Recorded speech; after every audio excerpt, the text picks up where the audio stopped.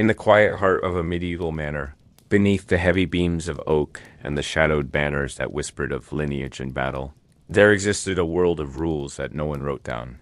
They were not carved into stone or inked upon parchment. They lived in the movements of bodies, in the hush of a breath held at the wrong moment, in the invisible threads that pulled a person's shoulders down in the presence of another. To live in the medieval world was to live within a choreography of manner, a dance so ancient and so slow that no one could quite remember when it began. But to forget a step, to misplace a gesture, was to feel the quiet, suffocating weight of disapproval settle upon you, not in loud reprimands, but in glances and silences. In the subtle shifts of a room that no longer noticed your presence. When a guest approached the great hall of a lord, they did not stride in boldly. Their entrance was a ritual of hesitation. First, the threshold itself was respected, crossed, with a bow that unfolded slowly, carefully. The depth of that bow was no idle choice. A knight would bow lower than a freeman, but never so low as to seem servile. A merchant, prosperous but common, would incline his head just so, enough to show deference without the humiliation of submission. Women curtsied with a grace rehearsed from childhood. The folding of their skirts and the gentle bend of the knees performed as naturally as breathing. No one spoke yet. Words would come later, and only when summoned by a superior. Until then, the hall was a world of movement, of silent greetings, of places quietly taken or denied. The act of sitting at a lord's table was not a matter of finding an empty bench. Every seat had a weight, an invisible value assigned by birth, by favor, by usefulness. The high table, raised on a dais, was the domain of the lord, his family, and honored guests. Below, in descending order of importance, others found their places. A squire might find himself near the salt, a placement of modest respect, while a distant cousin of noble blood, but little relevance, could be seated further down, where the trenchers were plainer, the wine thinner. To sit too high, without invitation, was a silent transgression. There would be no shouting, no dramatic gestures of offense. Instead, a servant might quietly redirect you, or worse. You might be left to stew in the cold knowledge of your own presumptuousness as conversations flowed above you, never including you, and yet once seated, the rituals continued. You did not speak immediately. The opening words belonged to the Lord, or to one he favored. Until that moment, the hall was filled with a symphony of soft sounds, the clink of pewter cups being set gently upon oak tables, the rustle of lemon, as hands folded into laps, the distant crackle of a hearth where a fire performed its own quiet labor. Even laughter was tiered, a gentle cascade flowing down from the high table. A lord's jest was met with immediate polite chuckles, but those seated lower knew to smile quietly, to enjoy the humor without assuming the right to amplify it. To laugh too soon, too loudly, was a misstep that needed no rebuke. The hall itself, with its heavy air of expectation, corrected the eager tongue. Gestures, too, were laden with meaning. To pour wine for another was an act of respect, but only if performed at the right time, for the right person. To serve oneself before offering, to a superior, was a silent scandal. Hands were never idle, yet they moved with restraint, always aware of who might be watching.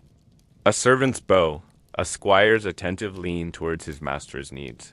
The lady's poised stillness as she listened. Each was a brushstroke in the vast, living painting of medieval decorum. It might seem strange to us now. This suffocating web of unspoken rules, where every glance and gesture was preordained by birth and station. But for those who lived within it, the rules were not oppressive. They were simply life. Predictable, reliable, like the cycle of seasons. There is comfort in knowing your place and moving through the world with the steady cadence of expectation. The rules were not questioned because they were not seen as rules at all. They were the air one breath. It is easy from the distance. Of centuries, to imagine these customs as stiff and joyless. But to those who dined beneath the glow of tallow candles, who heard the soft murmur of conversation rising like incense towards the darkened rafters, there was a rhythm, a poetry to These moments, the hierarchy was not merely a chain of command, it was a dance of belonging, of knowing how to move within the shared choreography of life. Even the smallest nod from a lord could be a balm, a quiet acknowledgement that you had performed your part well done. And when the meal finally began, it was not a chaotic rush for sustenance. It was another stage in the ritual. The lord might lift his cup first, a signal that others could follow. Conversation would begin careful, meandering, never too loud. A well-placed compliment to the host, a cautious inquiry about local affairs. The boundaries were invisible but ever present. A guest knew when to speak, and when to let the lull of soft chatter and the clinking of spoons fill the air. Even departures were bound by unwritten codes. You did not simply stand and announce your leave. You waited, watching for the subtle winding down of the gathering, for the Lord's gaze to drift, for a moment when silence naturally settled. Then, with a soft murmur of gratitude, a bow, and perhaps a touch of the heart or a gesture of the hand, you would retreat, steps measured and respectful, until the great hall swallowed you back into its quiet embrace. It is tempting to see these customs as rigid, as tedious. But for the medieval soul, they were as natural as the slow toll of the church bell, as expected as the rising of dawn. Life was not a series of dramatic proclamations, but a river of small, carefully observed expectations. And in that predictability, there was a peace, a sense that the world, for all its hardships, moved in orderly, comprehensible rhythm. And so the great halls of medieval Europe whispered their own language, a dialect of bows and silences, of gestures so subtle that they were often performed without thought. These were the forgotten rules of medieval manners, the soft choreography that shaped every gathering, every meal, every fleeting glance as the fire in the hearth softens to embers, and the last cups are set gently back upon the table. We begin. To see that in this world of hushed customs, even the clothes one wore could speak louder than words. In our next reflection, we will gently stitch our way into the quiet codes of fabric and thread. Where color and cloth revealed your place long before you could say a word, there is a certain softness to the way fabric falls across a shoulder. How a thread of gold might glimmer in the dim light of a medieval hall, but in that delicate shimmer, there lived a rule. An expectation, a quiet warning. In the Middle Ages, the clothes upon your back did not simply shield you from wind or rain. They whispered your place to the world. They told a story of who you were allowed to be. And beneath the silent weave of wool and linen, there were laws, unseen but inescapable, dictating every fold, every color, every shimmer of cloth. These were the sumptuary laws, not barked orders, but threads stitched softly into the very fabric of medieval life. You could not wear what you wanted. That idea of personal expression through clothing would have seemed absurd. The texture of your tunic, the dye of your sleeves, the mere presence of fur upon a hem, all were guarded privileges, doled out with care by kings, councils, and customs older than memory. These laws were not always read aloud in courts or posted on walls. They were lived day after day through the cautious choices of tailors, through the discerning fingers of seamstresses who knew, without needing to ask, which fabrics were allowed to grace a given body. Silk, that smooth river of light captured in fabric, was not for the common folk. Its soft gleam belonged to nobility, to lords and ladies who bore coats of arms and bloodlines wrapped in lineage. To wear silk without the proper birthright was not only illegal, it was an affront to the quiet order of the world. Sumptuary. Laws dictated this with care. Silk was reserved, carefully, for those whose names filled the rolls of heralds.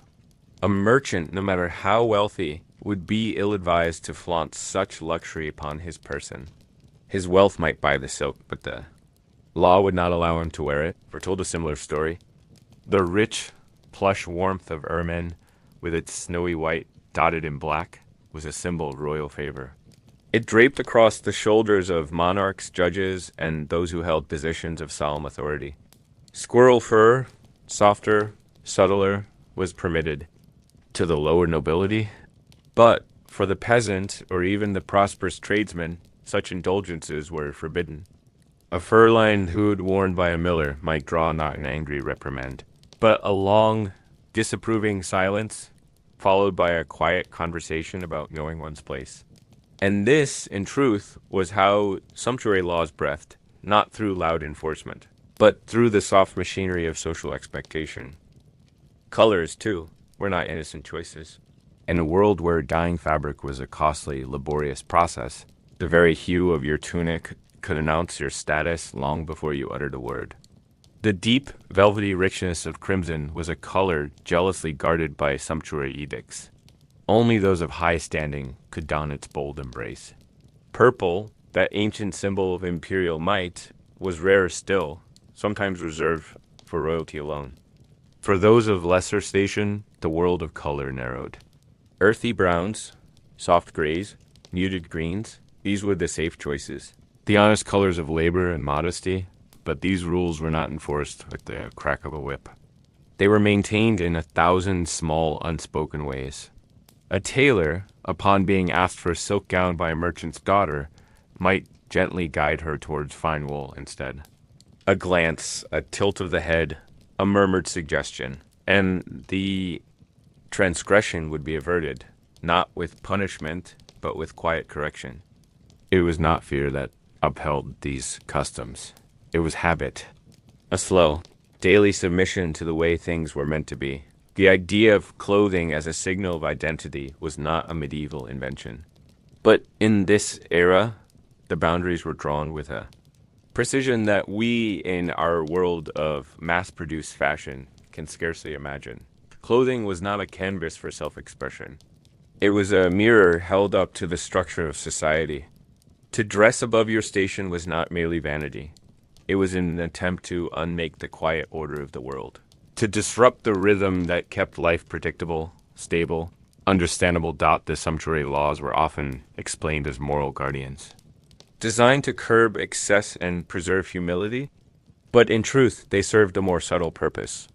They allowed a lord, walking through his town, to know, at a glance, who owed him fealty, who owed him taxes, and who should bow deeper. They ensured that a lady of noble birth could step into a gathering and, without a single introduction, understand the quiet hierarchy around her.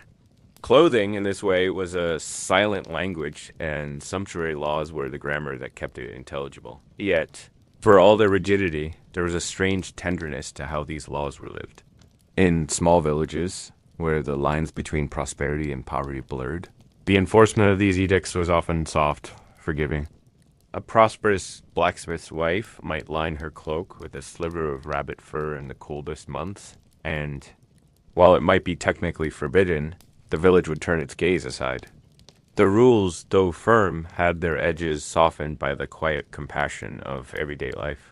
It was only in the courts, the cities, the places where status was a sharp-edged thing, that the full weight of sumptuary expectation pressed down like a silent hand. One must not imagine that those restricted by these laws lived in a state of constant resentment. For many, the predictability of these customs offered a kind of peace. To know one's place and to have that place affirmed daily by the texture of your cloak or the color of your hose was to belong to a world that made sense. Life moved slowly, and the rules that dressed its people moved with it, like the gentle sway of banners in a breathless hall. The making of garments was itself a quiet ritual. Within cottages and workshops, women sat with spindles and needles, fingers guiding thread through coarse homespun wool, crafting tunics and cloaks that, while modest, were honest reflections of their wearer's life. The soft whisper of fabric, folding under a seamstress's hand, the rhythmic click of wooden looms, these were the heartbeat sounds of a world clothed in expectation. For the noble, the process was grander, but no less bound by custom. Tailors, sworn to their guilds, understood instinctively which patterns, which trims, which buttons could be offered, and which were to be kept reserved for the higher-born. Transgressions did happen, of course. There were always those who tested the edges, who wore their prosperity a little too proudly. But the consequences were rarely loud. A fine levied here, a public reprimand there. More often, the punishment came in the form of quiet exclusion. To wear above your station was to invite whispers behind your back, to be met with the kind of silence that could fill an entire room. The fabric you wore could shield you from the cold, but not from the coldness of disapproval. And yet, there was beauty in this system, in its quiet, persistent rhythm. The world, through its threads and colors, moved in an orderly fashion. A lord's robe swept through a hall with dignity because it was designed to. A peasant's tunic, rough and practical, told of honest labor. The predictability of appearance was not merely vanity. It was a map, a shared understanding of place, of role, of duty.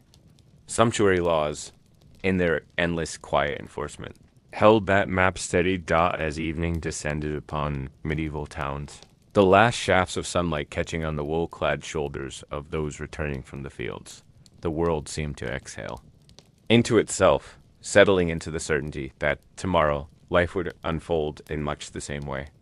And in this cycle, the threads of sumptuary law wove themselves into the daily tapestry, not as chains, but as soft guides along well-trodden paths. In this world, even the simple act of dressing oneself in the morning was an affirmation of place, a nod to the great unspoken agreement that society had crafted, stitch by stitch, over centuries.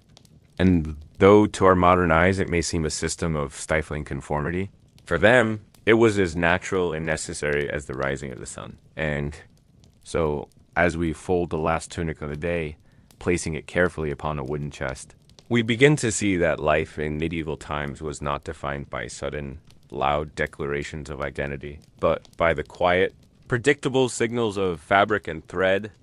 In the next chapter, we will step softly into another realm of unspoken gestures, the delicate ballet of medieval greetings, where bows, curtsies, and a simple kiss on the hand spoke volumes before a single word was uttered.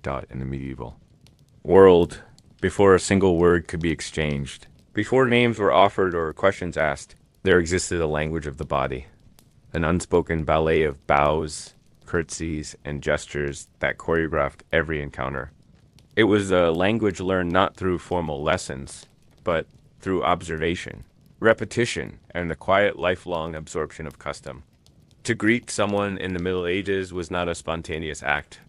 It was a ritual, delicate and slow, a measured unveiling of respect and recognition, where the angle of a bow, the depth of a curtsy, or the placement of a kiss upon a hand could reveal more about a person's place in a social order than any title or introduction. As dawn stretched pale fingers across the stone streets of medieval towns, the rhythm of daily life unfolded.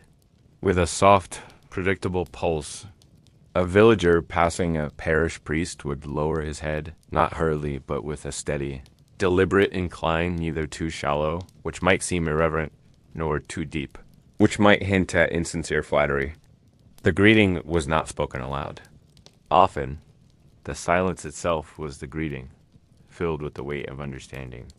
In return, the priest might offer a soft nod, a subtle gesture of benediction, and the two would pass, their exchange complete in its quiet formality. But in the manors and courts, where the air itself seemed heavy with expectation, the customs of greeting were even more intricate. When a guest entered the hall of a noble, they did not simply approach. There was a pause at the threshold, a moment of quiet observation.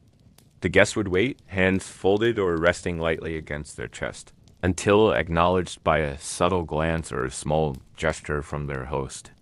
Only then would the bow be performed, a slow, measured movement where the spine bent gracefully, the eyes lowered, and the hands, depending on one's station, either held still or extended slightly forward in offering.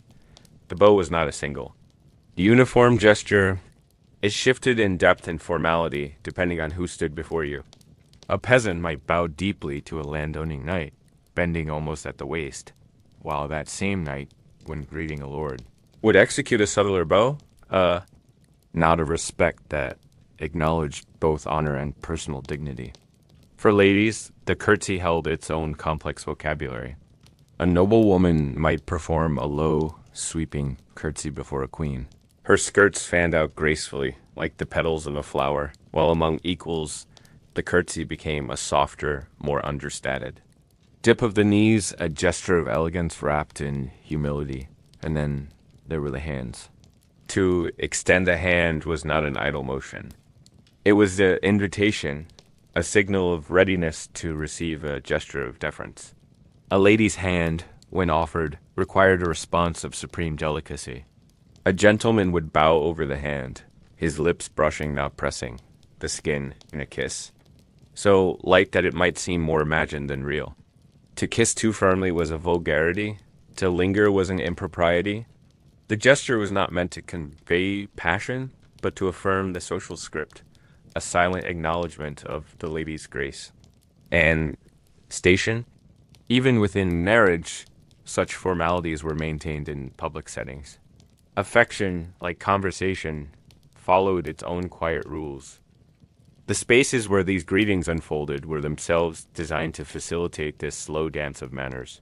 The rush-strewn floors of great halls muffled footsteps, allowing the rustle of fabric and the soft shuffle of movement to take center. Stage.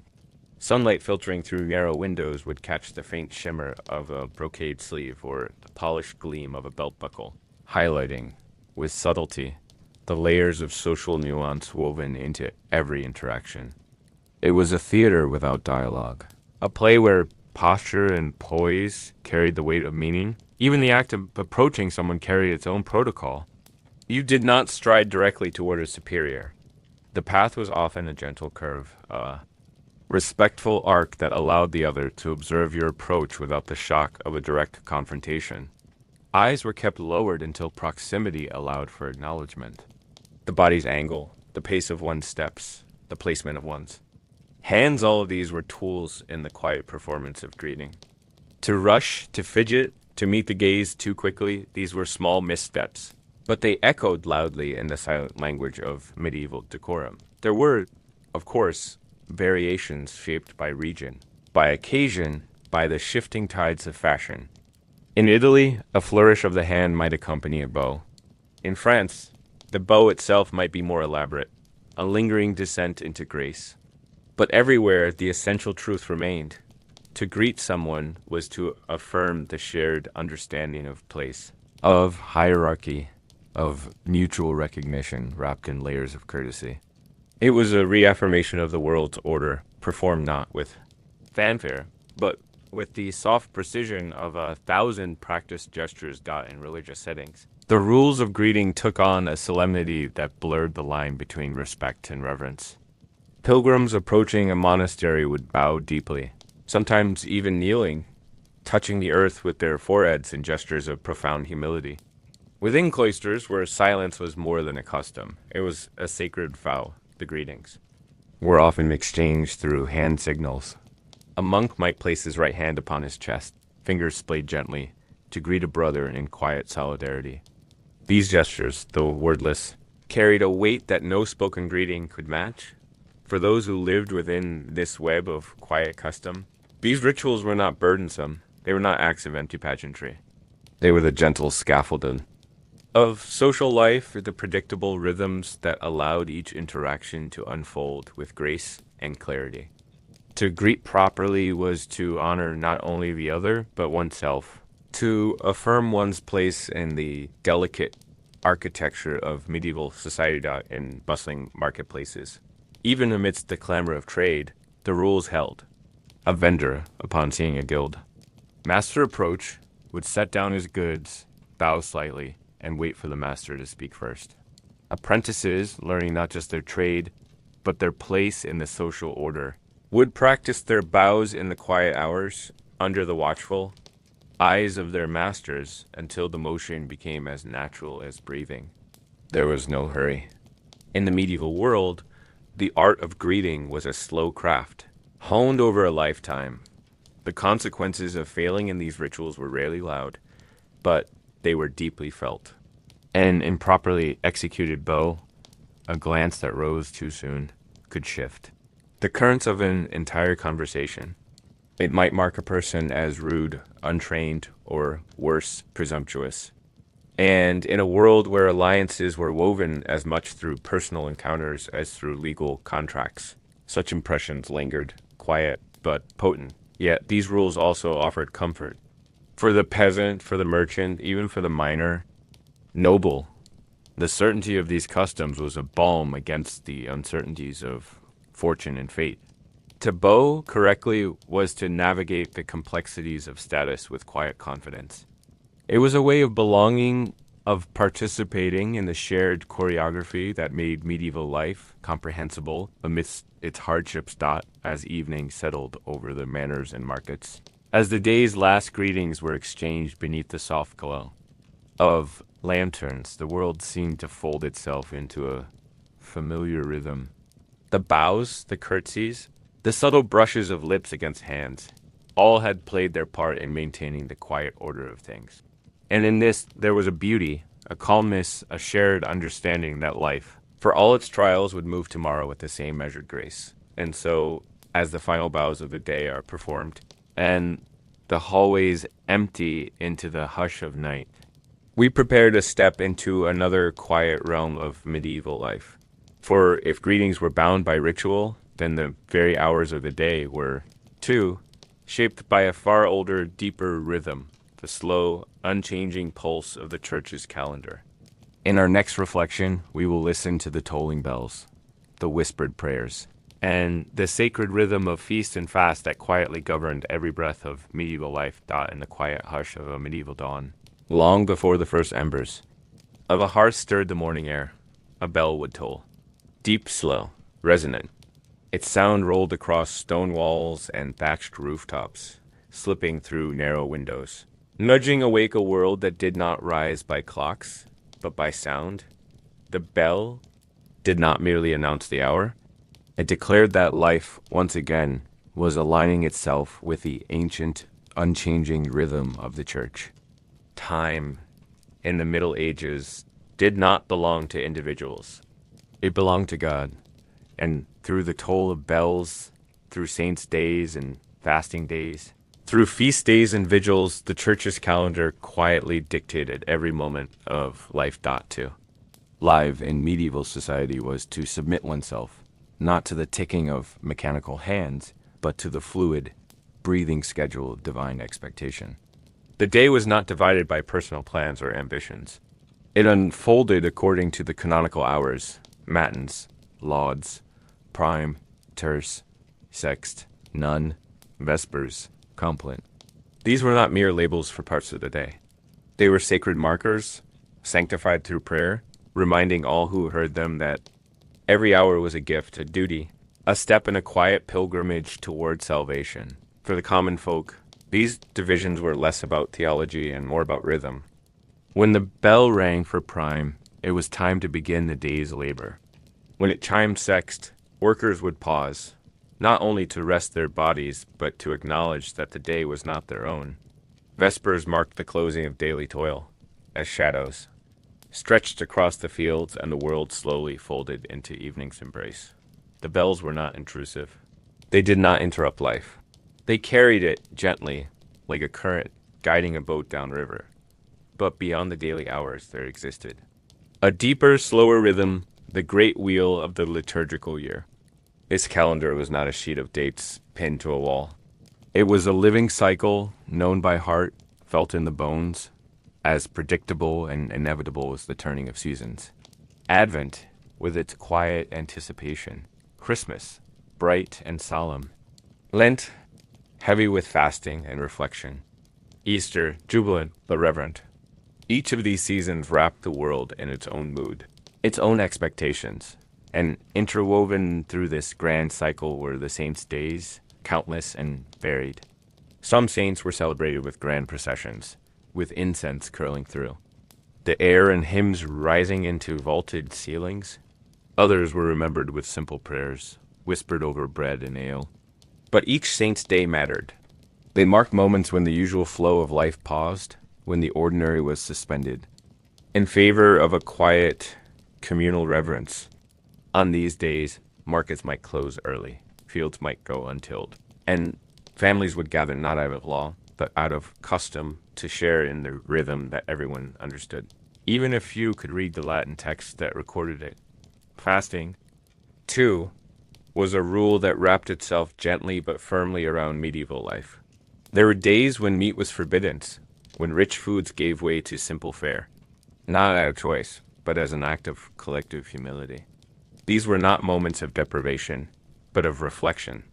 To abstain from meat on a Friday or during the long weeks of Lent was to join in a quiet universal act of penance.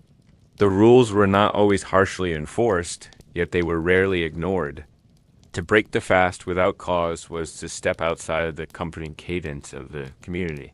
To disturb the subtle harmony that kept life predictable, the rules were not always logical to modern minds. There were days, for instance, when eggs were forbidden, yet fish was permitted. Days when a single drop of animal fat could transform a simple meal into a sign. But these rules were not built for convenience. They were woven into life to remind people, softly but persistently, that their bodies were not their own, that every act of eating, of resting, of working was a part of a greater divine order. For those in monastic life, this rhythm was even more pronounced. The monastery was a world unto itself, a place where time was not measured by sun or shadow, but by prayer. The rule of Saint Benedict, followed with gentle rigor, dictated when monks would rise, when they would chant, when they would work, and when they would eat. The bell was their constant companion, a voice calling them back, again and again, to the quiet discipline of devotion.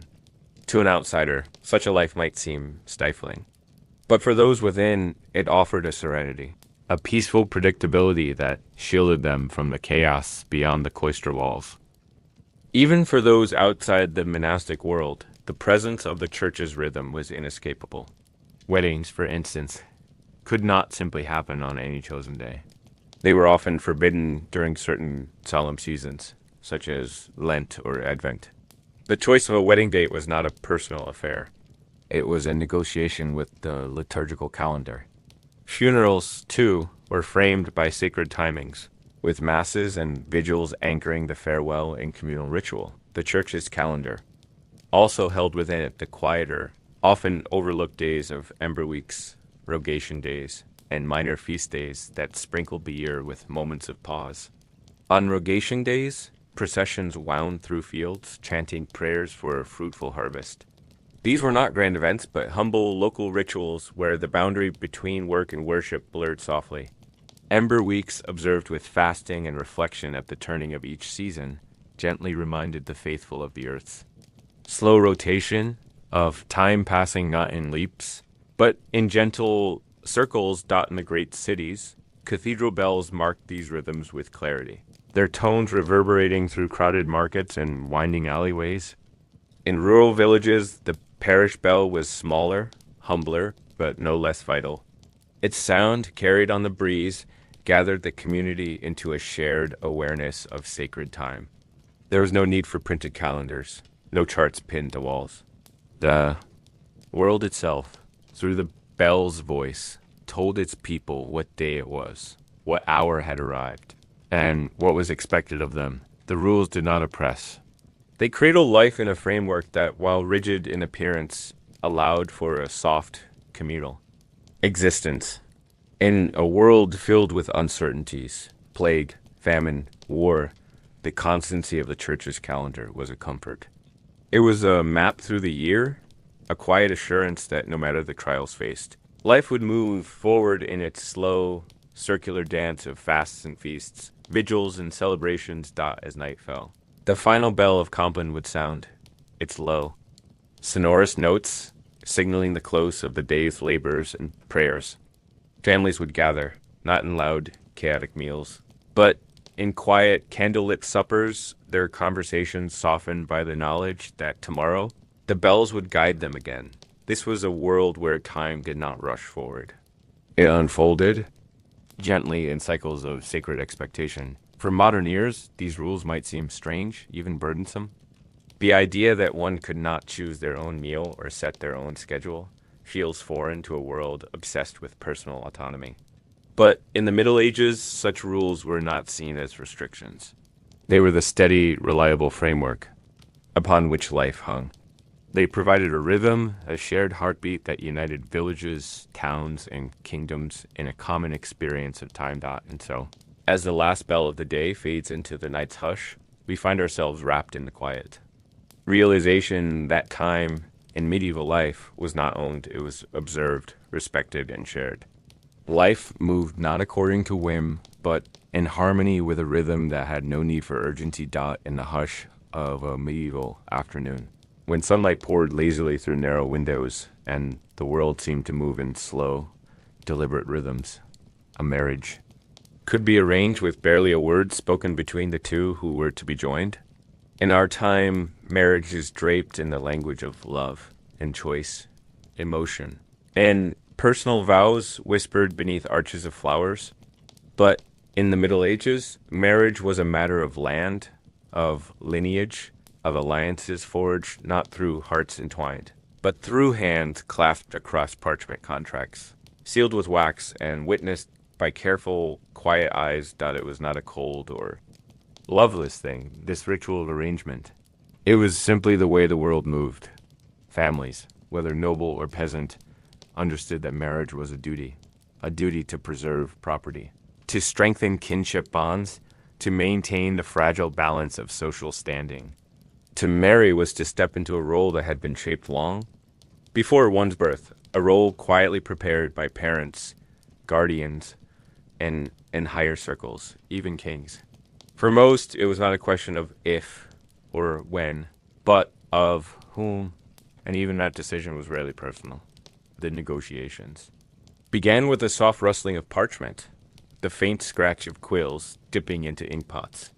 Fathers, uncles, lords, and stewards would sit across wooden tables, discussing dowries and dower rights, inheritance clauses, and territorial claims. These were not loud debates, but murmured conversations, unfolding with patience. Every detail mattered. How much land would accompany the bride? What rights would the groom's family acquire through the union? Were there feudal obligations to be considered? Even in humble villages, where no vast estates hung in the balance, the promise of a cow, a patch of fertile soil, or a well-situated plot could shape the course of a union. The bride and groom, often little more than silent observers in these dealings, might not meet until the arrangements were well underway.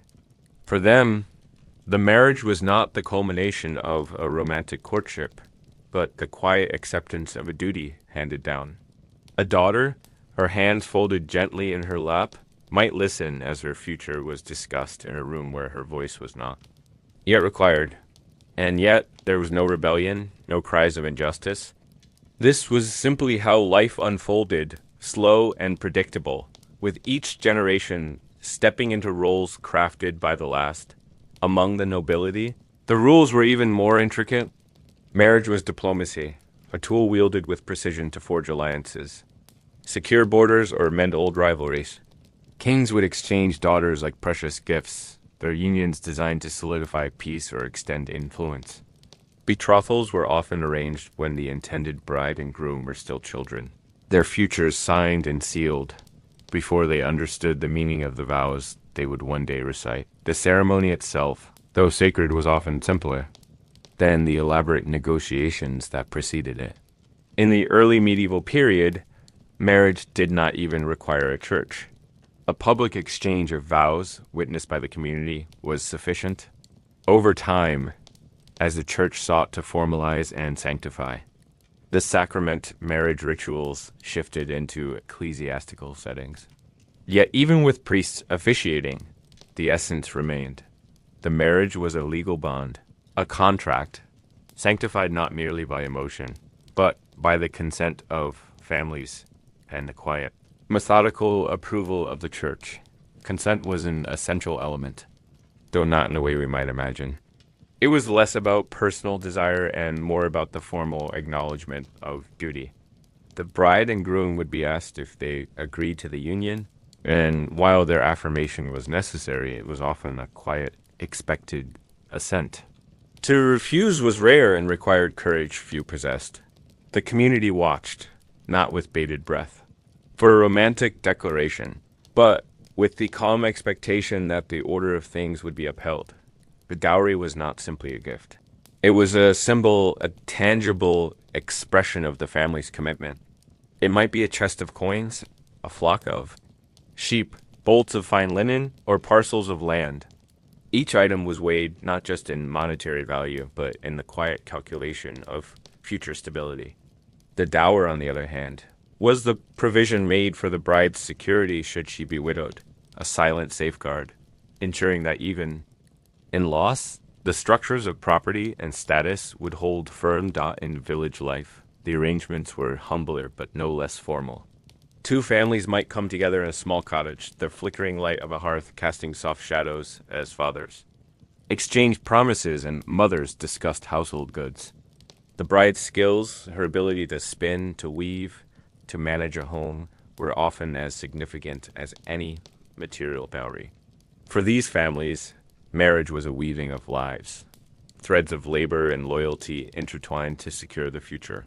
The wedding day, when it arrived, was a culmination not of personal desire, but of patient planning. The procession to the church was slow and ceremonial. The bride, adorned in her finest garments, often a simple dress of homespun wool, perhaps decorated with borrowed finery, walked not toward a fantasy of love, but toward the fulfillment of duty. There was joy, yes, but it was a quiet joy. A contentment in the knowledge that life was unfolding as it should. The vows were spoken with solemnity, their words echoing softly beneath the stone arches. Rings, when exchanged, were simple bands, symbols of permanence rather than ornamentation. The community stood as witnesses, their presence affirming that this union was recognized, approved, and recorded not just in ledgers, but in the collective memory of the village or manor. Afterward, there might be a feast, modest or grand, depending on station, yet even the revelry was framed within the quiet understanding of duty fulfilled. It is easy, from a modern vantage point, to imagine these marriages as cold arrangements devoid of affection. Yet, over time, many of these unions grew into partnerships marked by quiet devotion. Love, in the medieval sense, was less about passion and more about loyalty. Companionship and the slow, patient building of a shared life. A husband and wife, bound first by duty, might discover in their daily labor, in their shared struggles and small triumphs, a deep and enduring affection. Romantic love, when it did surface, belonged to the realm of troubadour songs and courtly poems, a love that was often idealized. Distant and unattainable, celebrated in verses sung beneath balconies rather than in the practical chambers of a family home. The love that grew within marriage was quieter, less sung about, but no less profound. It was found in the shared tending of fields, in the weaving of cloth, in the raising of children who would, in their own time, step into the same quiet dance of arrangement and duty. Marriage contracts were not always rigid. There were moments when personal affection influenced arrangements, when families agreed to unions based on mutual fondness. But these were exceptions, gentle deviations within the framework that was, for the most part, slow, predictable, and shaped by the necessities of social order. For widows and widowers, the rules shifted. A widow, especially one with property, might exercise more choice in a subsequent marriage. Yet, even then, her decision was bound within the expectations of kin and community. Remarriage was often encouraged, not as a personal rebirth, but as a means of securing lineage and ensuring that land and wealth remained within the correct social circles. As the evening shadows lengthened and the wedding guests departed, the newly married couple would retreat into a life not of romantic adventure, but of shared responsibility. Their roles were defined, their expectations clear. And yet, within this quiet structure, a different kind of romance could unfold, one not of grand declarations, but of small, daily acts of care and loyalty, unnoticed by history, but deeply felt. And so the rules of marriage in medieval society were not chains that stifled emotion, but threads that wove individuals into the broader tapestry of family, land, and duty. These arrangements made in the rustle of parchments and the murmured negotiations of elders, provided the rhythm by which life moved forward. Slow, steady, and secure as we step quietly away from the chamber where vows have been exchanged and contracts sealed, we find ourselves drawn toward another space of quiet formality, the great hall, where the rules of dining unfolded with the same precision as marriage rites. In our next reflection, we will listen to the soft clink of pewter cups, the ritual of hand washing, and the subtle etiquette of medieval table manners, where every gesture, even the way one wiped their fingers, was gently bound by expectation. In the long stone halls of medieval manners, beneath timber-bird beams darkened by years of smoke and candlelight, meals were not casual affairs. They unfolded with a rhythm, a quiet choreography of gestures and expectations, where even the simplest action, the way a guest reached for bread or wiped their hands, was bound by unwritten rules. Dining was not merely about sustenance. It was a reflection of order, a public demonstration of one's place within the delicate hierarchy of medieval society.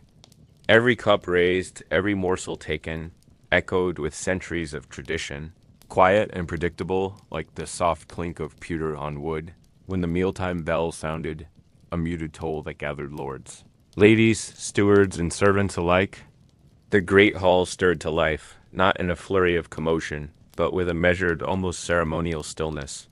Guests would gather, standing in soft anticipation, until the highest-ranking lord or lady took their seat at the head of the table. Only then would others move, filing into their designated places, not by personal preference, but by the invisible threads of social rank. Where one sat was not a matter of chance.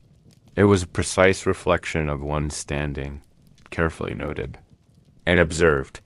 To presume a seat too high was not just a personal embarrassment. It was a subtle breach in the tapestry of respect that held society together. Tables themselves were often long wooden boards placed atop trestles, sometimes covered with linen cloths, but in more modest households, bare wood sufficed. Yet regardless of the setting, one universal rule prevailed. The tablecloth was a sign of shared civility, and under no circumstance was it to be used to wipe one's hands or mouth. That task belonged to the napkin, if provided, or more. Commonly to the ritual of hand washing that bookended every meal. To stain the communal cloth was to mark oneself as uncouth, a person unaware of the soft, silent agreements that made dining a peaceful affair. Before the first course was served, a basin of water would be brought forth, carried by servants who moved with a graceful, practiced ease. Guests would extend their hands over the basin, while another servant gently poured water from a pitcher, washing away the dust of travel or labor. It was a moment not of mere cleanliness, but of transition, a subtle washing away of the outside world, preparing oneself to partake in the shared ritual of the meal. The water dripped softly into the basin, a quiet, almost meditative sound that marked the beginning of the dining hour. Eating itself was a shared experience in a far more literal sense than we know today. Individual plates, as we envision them, were rare. Instead, diners often ate from trenchers, thick slices of stale bread, serving as makeshift platters. Upon these trenchers, portions of meat, stewed vegetables, and sauces were laid. The trencher absorbed the juices and flavors of the meal, and at the end, it was customary to give the soaked bread to the poor, a quiet act of charity woven seamlessly into the dining ritual. In grander settings, wooden or pewter trenchers replaced bread, yet the communal nature of dining remained. Bowls of stew, platters of roasted meats, baskets of bread were shared among small groups, with each person aware of the unspoken rules that dictated who served first, how portions were divided, and the correct manner of passing food. Fingers were the primary utensils for much of the medieval period. Knives were personal belongings, often worn at the belt and brought to the table by the guest. Forks, though present in some Mediterranean courts, were largely absent in Northern Europe, not yet accepted into the rhythm of dining. To eat with fingers was not considered rude, but it was an art of its own. a delicate balance of grace and restraint. One was expected to take food with the fingertips, never with the full hand, and to avoid touching shared portions with soiled fingers. The right hand was typically reserved for eating, while the left remained respectfully idle, resting lightly upon the table's edge. Conversation during meals was permitted, but governed by its own soft rules. It was improper to speak while chewing, to gesticulate with food in hand, or to raise one's voice above the gentle murmur of the table. At the Lord's table, one did not initiate conversation unless addressed, and it was considered a mark of humility to listen more than one spoke.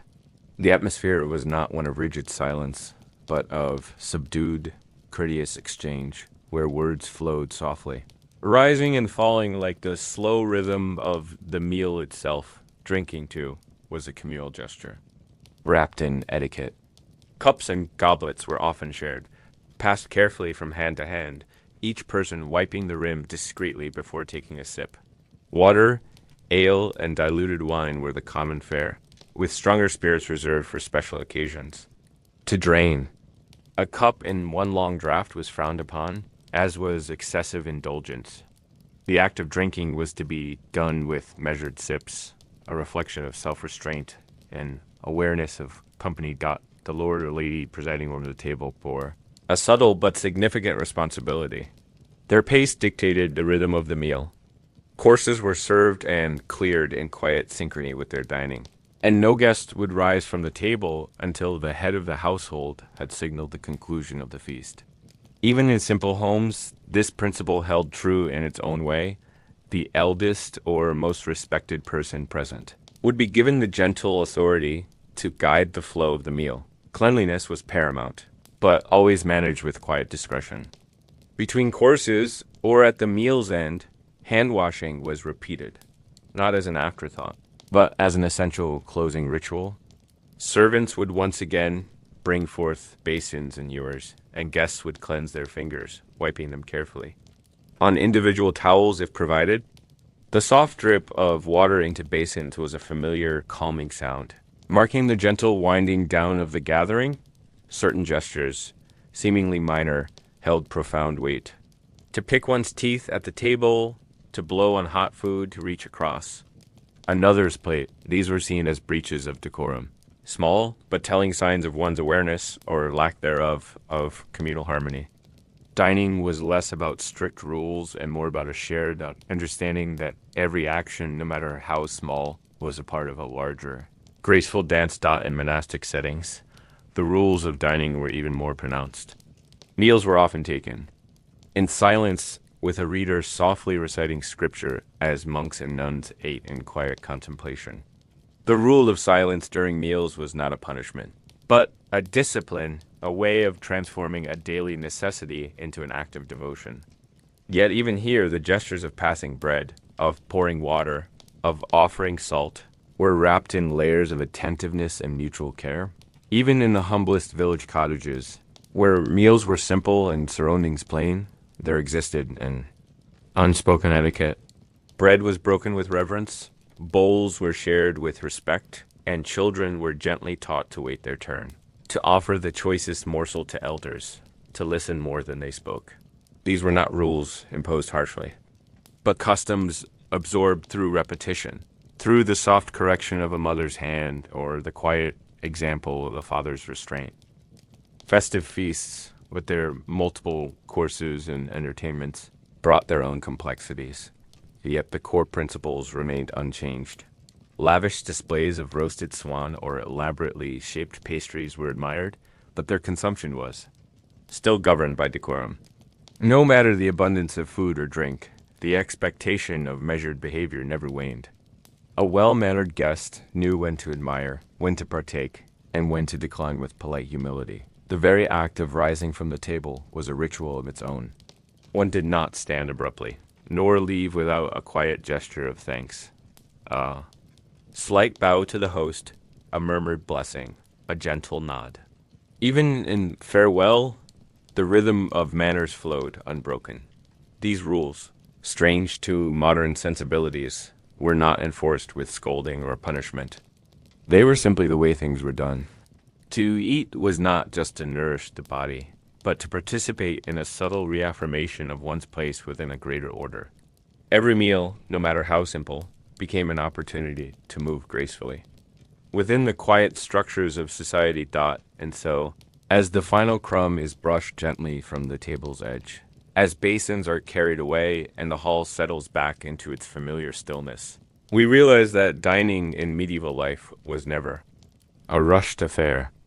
It was a slow, thoughtful ceremony, a daily rhythm that, like so many other parts of medieval existence, moved with a predictable, calming pace. In a world where words could be as dangerous as swords, silence became its own language.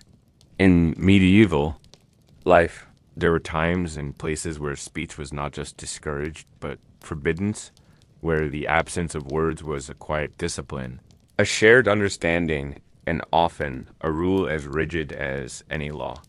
This silence was not born of fear, nor was it a punishment.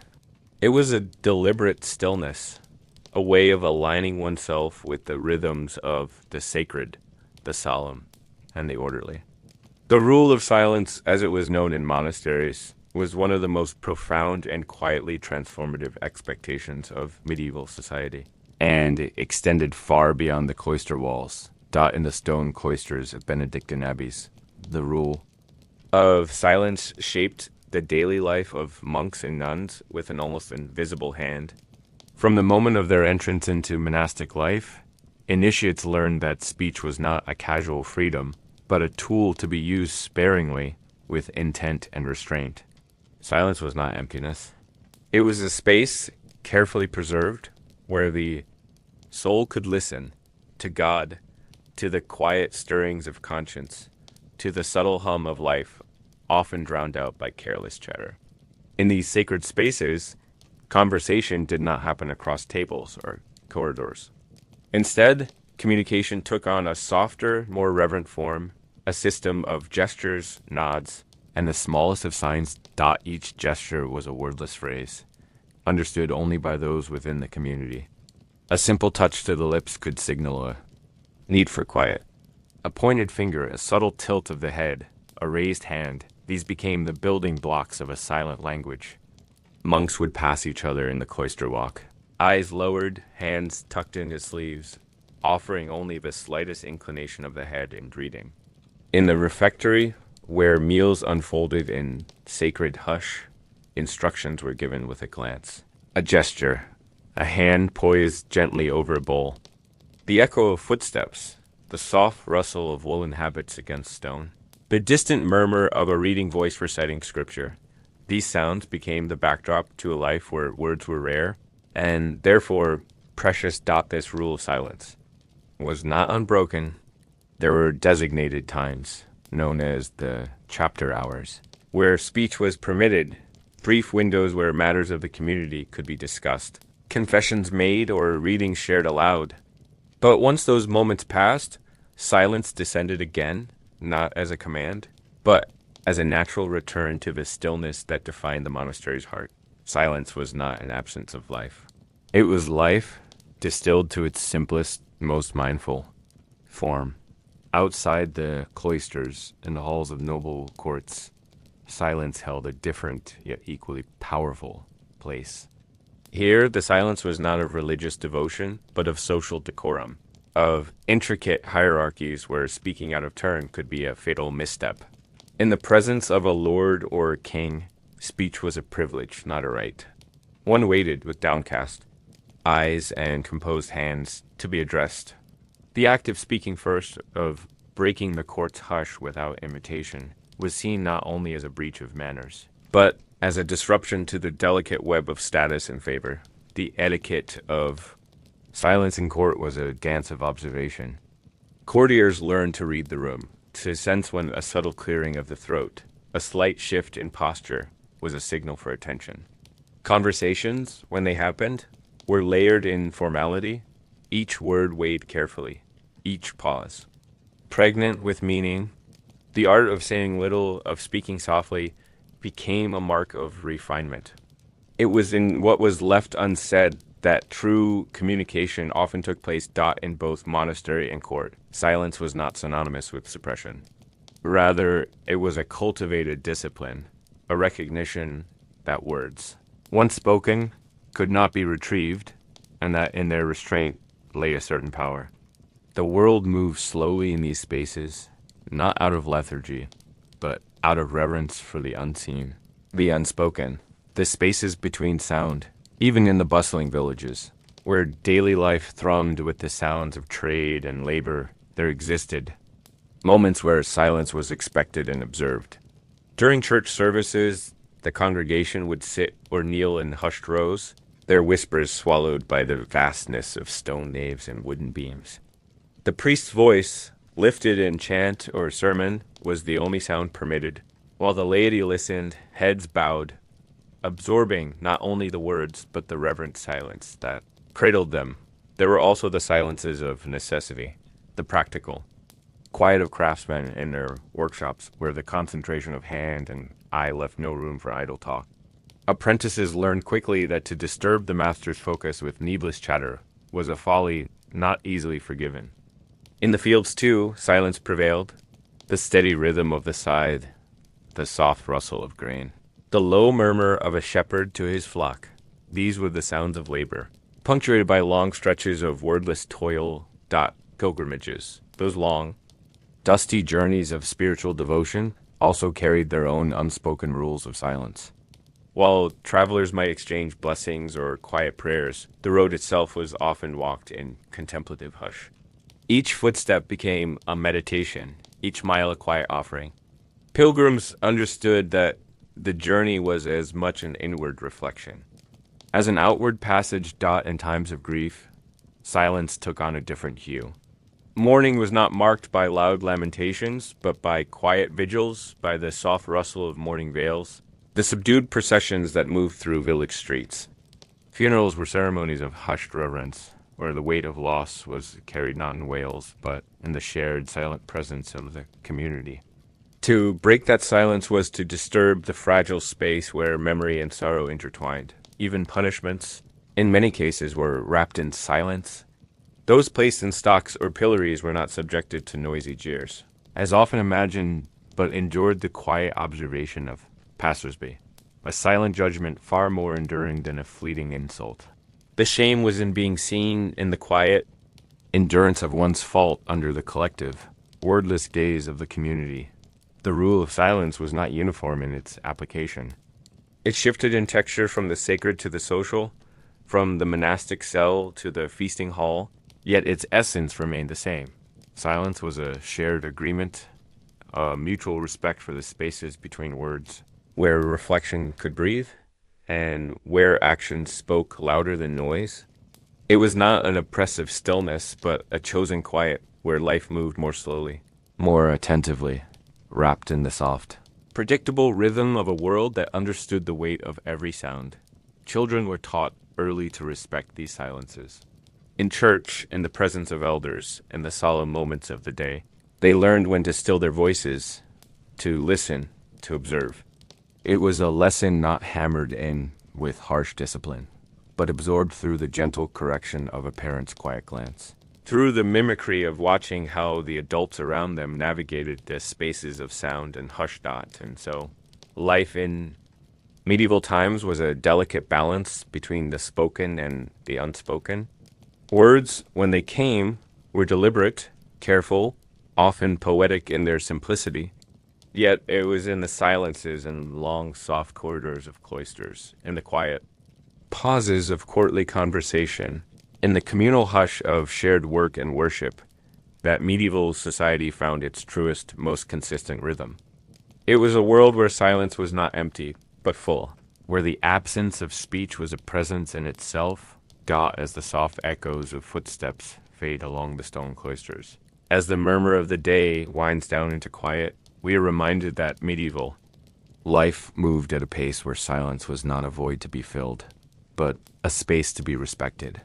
It was a world where stillness was not discomfort, but comfort, where life carried on, slowly, quietly, predictably, wrapped in the gentle embrace of shared, expectant hush.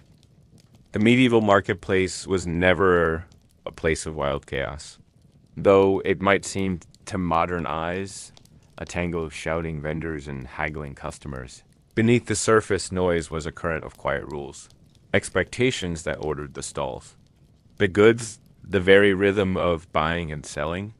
To walk into a medieval market was to enter a space where ancient customs and invisible boundaries guided every action, every exchange, as predictably as the sun rising over the rooftops. Trade was not a free-for-all. You could not simply arrive with your wares and set up a stall wherever you pleased. The market, like so much of medieval life, was carefully organized, a patchwork of rights, permissions, and quiet agreements. The power of who could sell, when, and where was not in the hands of the individual merchant, but controlled by guilds, town councils, and the unspoken yet deeply felt customs of tradition. Guilds were the silent governors of this world. These were not merely associations of craftsmen and merchants. They were brotherhoods of trade, guardians of quality, gatekeepers of access. To sell cloth in the marketplace, one had to belong to the Weaver's Guild. To sell bread, you needed the blessing of the Baker's Guild. Each guild controlled who could enter their trade, who could display goods on market day, and even how those goods were to be measured, weighed, and priced. For the newcomer or outsider, the rules of the marketplace were often invisible until broken. A traveling merchant, unaware of the guild's quiet authority, might find his stall quietly ignored, his goods passed over, not out of malice, but because the community recognized only those who had paid their dues, pledged their craft, and followed the subtle rituals of belonging. To be an outsider was to sell in silence, the chatter of trade drifting past you like a stream you could not enter. The placement of stalls was no accident. Bakers clustered together, their bread loaves lined up in neat, fragrant rows. Butchers occupied another section where fresh meat hung in orderly displays. The fishmongers, with their baskets of glistening catch, were often relegated to a certain corner, where the breeze could carry away the sea's pungent scent. There were rules, sometimes spoken, sometimes simply understood, about which guilds occupied which spaces, and those who dared rearrange disorder found themselves quietly corrected by their peers. The start of trade was not marked by a bell or trumpet, but by the simple, slow thud of wooden shutters swinging open. One by one, shopkeepers and stallholders would unlatch the heavy wooden covers of their stalls, letting the morning light spill onto their wares. This quiet ritual of opening, the scrape of wood against stone, the creak of iron hinges, was the true signal that the market had begun. Customers did not rush in. They strolled, observed, exchanged murmured greetings. As the day unfolded with unhurried precision, weights and measures were not left to personal interpretation. The guilds enforced strict standards, ensuring that a pound of wool was indeed a pound, that a yard of cloth was the same length in every stall. Town officials, known as ale conners or market reeves, moved silently through the market, carrying their standard measures. A rod, a bushel, a set of official weights, checking, observing, ensuring fairness not through loud proclamations, but through quiet, methodical presence. Their authority was in their mere observation. A crooked measure could bring down the silent disapproval of the guild, a far heavier punishment than any shouted accusation. Market days themselves were not everyday events. They were scheduled, often by royal or manorial charter, to occur once or twice a week, or for special fairs at certain times of the year. The day before market day was a time of quiet anticipation. Farmers and merchants would arrive in the evening, setting up their stalls under the fading light, sharing low conversations over small fires.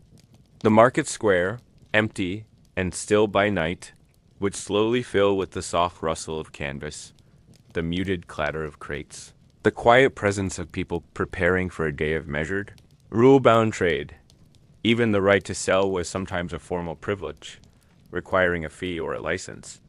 Hawkers and peddlers, those who roamed from village to village with their small wares, had to negotiate their place in this structured world. They could not simply wander into town and set up where they pleased. Many were confined to the edges of the market, their goods displayed on portable trays, their voices softer, more pleading, as they sought attention without disturbing the established order. Their presence was tolerated, sometimes welcomed, but always watched, a subtle reminder of the boundaries between settled merchants and the transient sellers who lived on the margins. Bargaining, too, was governed by custom. Though haggling was part of the market's rhythm, it was not a loud, boisterous affair. A buyer would inquire softly about the price. The seller would respond with measured calm. There was a grace to the exchange, a quiet back and forth where both parties understood the limits of the negotiation. To argue too loudly, to press too hard, was considered poor form, a disruption of the market's gentle flow. The art of buying was as much about observing the merchant's dignity as it was about securing a fair price. Certain goods carried their own quiet rules. Bread, the staple of medieval life, was strictly regulated by the assize of bread, a law that dictated not just price, but weight and quality.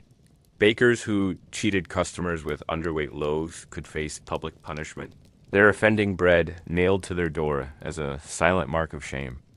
Ale was similarly watched. Alewives and brewers had to ensure their measures were honest, their product up to the standards quietly expected by both guild and town alike. A foamy pint too light in weight was an offense, not loudly protested, but observed, noted, and corrected with the soft authority of communal expectation. Religious days, too, shaped the rhythm of the marketplace. On holy days, certain trades were forbidden to operate, and the market would fall into a reverent stillness. Its stalls shuddered, its usual murmur replaced by the tolling of church bells. Merchants learned to align their trade not with their own ambitions, but with the calendar of saints and feast days, where the rhythms of commerce bowed quietly to the rhythms of the sacred. Even disputes were handled with quiet formality.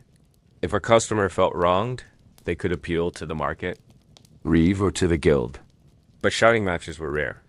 Complaints were brought forward with deference, examined with care, resolved through a process of measured, often tedious negotiation. Justice, like trade, moved slowly, wrapped in layers of custom, ritual, and silent expectation. The visual language of the market was as regulated as it sounds. Each stallholder displayed their wares in a way that reflected their trade's dignity. The draper's stall was a cascade of folded cloths, arranged in careful layers of color and texture. The candlemaker's table gleamed with neat rows of wax, each candle uniform, each wick trimmed. Presentation was not an afterthought, but a quiet testament to one's place within the guild, one's respect for the marketplace's unspoken code. So, the medieval marketplace, far from being a place of unchecked noise and chaos, was a domain of quiet choreography. Every aspect, from who could sell to where a stall could stand, was guided by rules, customs, and the soft, persistent power of tradition. It was a place where life unfolded not in sudden bursts, but in a slow, predictable rhythm, where even commerce moved within the careful bounds of what had always been done as the day drew to a close. The shutters would slowly swing shut once more. Stalls were packed away, goods counted, and the market square returned to stillness, its stones bearing the faint memory of the day's soft murmurs. The rules of trade would sleep until the next market day, when the thud of wooden shutters would once again awaken the ancient, quiet order of buying and selling. Punishment in the medieval world was not designed for noise. It did not explode with the dramatics of a judge's gavel or the clamor of prison bars. Instead, it unfolded in public squares, in churchyards, in the small spaces where village life passed by, quietly, predictably, with a strange mixture of harshness and soft, daily endurance. The punishments were often visible, but not loud. They were not meant to entertain. They were meant to remind. For many, the most familiar sight was the stocks, a simple wooden frame, built low to the ground, with holes for feet to pass through and be locked in place. A person sentenced to the stocks would sit, often for hours, sometimes for a full day, with legs trapped in an uncomfortable, fixed position. There was no fanfare when the punishment began. The person would be escorted to the stocks by the reeve, or the constable. A small gathering of villagers might pause to watch. But soon the market or the fieldwork would call them away. The punishment was not in the public's jeers, but in the slow, grinding passage of time, exposed to the weather, to the curious, to the indifferent, unlike the stories we often imagine of rotten vegetables hurled by mocking crowds. The reality of the stocks was quieter, more tedious. People would pass by, perhaps glance, perhaps murmur a brief comment, but few lingered. Shame did not need shouting. The simple fact of being seen, of sitting in stillness while the ordinary life of the village flowed on, was punishment. Enough. The criminal's discomfort, the slow ache in the legs, the weight of being watched and remembered, was a long, silent endurance, a punishment measured in hours, not noise. The pillory was harsher, but even it carried an air of solemnity rather than spectacle. Where the stocks held the feet, the pillory trapped the head and hands. The person stood exposed, immobilized, often for offenses of fraud, dishonesty, or public misconduct. Their face was framed by the wooden structure, lifted to meet the gaze of every passerby. There was no hiding, no bowing of the head. The punishment forced the offender to be visible, to be part of the public space, while at the same time isolated within it. People passed, they glanced, they continued. The act of being ignored, while fully exposed, was its own quiet form of humiliation. In some towns, the pillory stood near the church, a stark reminder that justice was not separate from the sacred.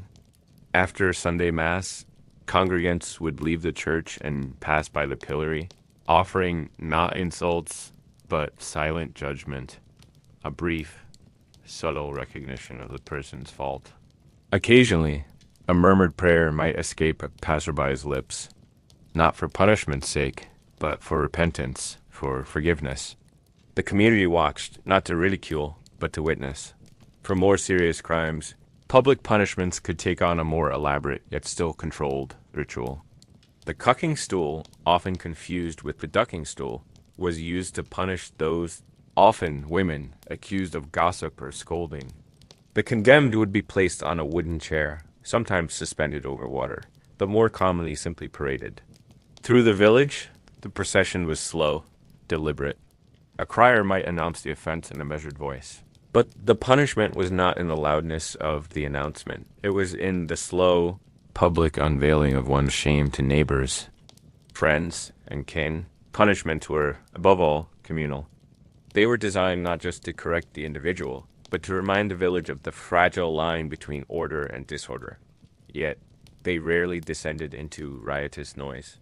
The village was small. The people knew each other. Public shaming carried a weight that did not need volume. The punishment was not a performance.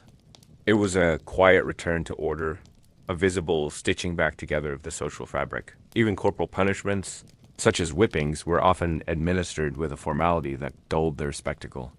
The whip was applied by an appointed officer, not in a chaotic frenzy, but with a measured, rhythmic pace. The strokes were counted, the act carried out in public, yet wrapped in a strange silence where the community watched with an unspoken agreement that justice was being served. The offender was not reduced to a spectacle of suffering. They were, in a sense, reintegrated into the social order through their endurance. It is important to remember that medieval punishments were not always about cruelty. They were about visibility. They were meant to be seen, but not necessarily to be heard. The pillory, the stocks, the cucking stool, these were not stages for outrage, but reminders of a collective code. When a baker sold underweight bread, or when a merchant cheated in his measures, the punishment was not a violent outburst, but a quiet correction, carried out in full view of a community that thrived on predictability, on the comfort of knowing that rules were observed, that order would be restored. There were, of course, more severe punishments, executions, mutilations, public ordeals, but even these, though grim, followed a script of solemnity. Trials by ordeal, such as carrying hot iron or plunging a hand into boiling water, were ceremonies wrapped in religious ritual. The offender would be led to the place of judgment in a procession, the act witnessed by clergy and laity alike, not as a carnival, but as a sacred test, a moment of divine judgment, enveloped in the murmured prayers and hushed anticipation of the crowd dot when executions took place. Whether by hanging, beheading, or burning, they too were wrapped in a strange formality. The condemned would confess, perhaps be offered last rites, and the crowd, though present, often watched in a subdued, almost reverent hush. These were not the spectacles of later centuries, where thousands might cheer or jeer in smaller medieval communities. Death was too close, too real, to be greeted with noise. The executioner's axe fell not in a roar of outrage, but in a silence that carried the weight of collective understanding. Punishment in the medieval world was public, but it was also profoundly personal. The person in the stocks was not a stranger. They were a neighbor, a cousin, a familiar face. Their fault was known, but so was their place in the community. The punishment was, in a way, a quiet reintegration, a visible penance that allowed both offender and community to move forward, to return to the rhythms of daily life. And so the medieval punishments that we often imagine as brutal spectacles were, in reality, wrapped in layers of quiet endurance. They were as much about time as they were about pain, the slow passing of hours in the stocks, the lingering weight of a public gaze, the measured, ritual pace of justice administered in full view, yet never in frenzy. The medieval world understood that noise was not necessary for punishment to be effective. The discomfort of silence, the exposure of being seen without the protection of noise, was punishment enough. The offender endured, the community observed, and in this quiet exchange, order was restored. And life moved on dot as the sun set and the shadows lengthened across the village square. The stocks would stand empty once more. The pillory would be unlatched, its wooden frame waiting silently for the next transgression. And the community, having witnessed justice not through shouts, but through the slow, predictable rituals of public correction, would return to its daily rhythms, its quiet routines, its familiar ordered life dot in the medieval town. Nightfall was not just a time of rest, it was a boundary. As the sun dipped below the thatched rooftops, and the colors of the world dimmed into shades of gray, an invisible rule descended upon the streets. Daytime was for merchants, craftsmen, and townsfolk, but the night belonged to another rhythm, another order. It was the domain of the curfew bell and the quiet footsteps of the watchman, a time when the world did not merely grow dark, but softly, predictably, closed in on itself. Unlike the ceaseless life of modern cities, medieval towns did not bustle. Through the night, the setting sun marked not just the end of the workday, but the beginning of a strict expectation. The streets must empty, the shutters must close, the fires must be banked low. Life retreated indoors behind wooden doors and iron-latched windows. It was not a rule born from whim, but from necessity, a simple understanding that the night, with all its uncertainties, was not meant to be wandered lightly. The curfew bell was the voice of this rule. As dusk settled, a bell would toll, slow, deliberate, never rushed. Its sound echoed through the narrow streets, across cobbled lanes and quiet courtyards, not as an alarm, but as a soft reminder. Curfew, cover the fire, close the shutters, retreat into the safety of hearth and home. The word itself, curfew, comes from the old French couvre-feu, to cover the fire. It was a literal instruction, but also a symbolic one. As the fires were banked low, so too was the town's life gently dimmed, folded inward, waiting for dawn. Once the bell had tolled, the town's rhythm changed. Doors creaked shut. The sounds of conversation grew hushed. The streets, which just an hour before had hummed with footsteps and quiet trade, fell into stillness. But this stillness was not unattended. The night watchmen emerged, figures cloaked, in heavy wool, staffs in hand, lanterns casting small, flickering circles of light. They were not patrolling to catch mischief makers in loud pursuits. Their presence was quieter, more methodical, a slow, steady walk through empty streets. Rhythmic tap of the staff against the stone. Tap, tap, tap. Not a threat, but a presence. A reminder that the night was under watchful eyes. The rules of curfew were not enforced with the heavy hand of modern policing. There were no sirens, no bursts of authority. Instead, there was the expectation, deeply woven into daily life, that respectable folk had no business outdoors after the bell. To be seen wandering after curfew was to invite questions, soft, curious, persistent questions. What business keeps you from your hearth? What errand could not wait until morning? The watchmen did not need to chase or shout. They only needed to be present, their quiet patrols enough to remind the town of its own agreements. For most, the night indoors was not idle. After the curfew bell, families gathered around the dim glow of the hearth, performing small, repetitive tasks, mending garments by candlelight, repairing tools, reciting evening prayers. The world outside their walls was silent, still, and because of that, the small sounds of domestic life seemed amplified. The scratch of a quill, the clink of a cup, the soft rustle of linen. Nighttime was a retreat, not an absence. It was a time for rhythm, for quiet routines, for the steady, predictable pace of life continuing in smaller, slower ways dotting towns where fires posed a constant danger. The curfew bell had an added weight. Open flames, left unchecked, could turn a timber-framed street into an inferno.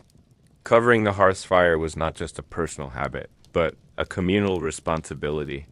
The bell tolled as a gentle guardian, reminding each household that safety was not an individual concern, but a shared expectation. In this way, the curfew was not only about keeping people indoors, but about keeping the town itself from harm. There were, of course, exceptions. Physicians, midwives, priests, certain figures were permitted to roam after curfew. But even they moved with a quiet urgency, their presence understood and accepted, yet still marked by the unusualness of their task. A priest summoned to a deathbed would move through the silent streets with his lantern, his passage observed by the watchman, his presence acknowledged with a nod, a soft exchange of words, and then left to continue. The rules of night were not inflexible, but they were deeply felt. Exceptions were rare, notable, yet allowed to pass without noise. The watchmen themselves were a peculiar blend of authority and neighborliness. They were not strangers. They were members of the community, often rotating shifts with other townsfolk. Their authority did not come from uniformed intimidation, but from a quiet, trusted presence. A watchman's tap on the door after curfew was not an act of confrontation, but a gentle reminder, a neighborly nudge that the bell had told the fire should be covered, and the night was best spent indoors. The curfew did not signal an oppressive control, but rather a collective understanding the outside world after dark was uncertain. There were no streetlights to banish the shadows, no constant hum of activity to reassure.